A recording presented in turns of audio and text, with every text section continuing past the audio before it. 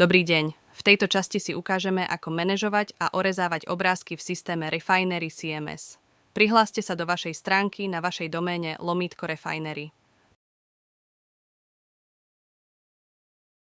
Po prihlásení vyberte z ľavého menu modul obrázky. Po kliknutí na obrázky sa vám zobrazia všetky dostupné obrázky v systéme. Pohľad si viete prepnúť na zoznam alebo tabuľku podľa toho, čo vám viac vyhovuje. Ak chcete pridať nový obrázok, kliknite Pridať nový obrázok a prehľadávať. Ak chcete vybrať viacero obrázkov naraz, držte ľavý Shift a kliknite na ďalší názov súboru. Kliknite Otvoriť a uložiť. Ako vidíte, boli nahrané dva súbory.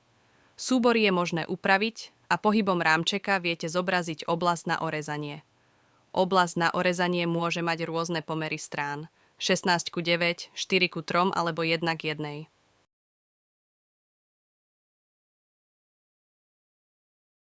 Ak si želáte zmenšeninu uložiť, kliknite na Uložiť zmenšeninu. Názov súboru viete premenovať a uložiť. Ako použiť a publikovať obrázky na stránke si povieme v ďalšej časti.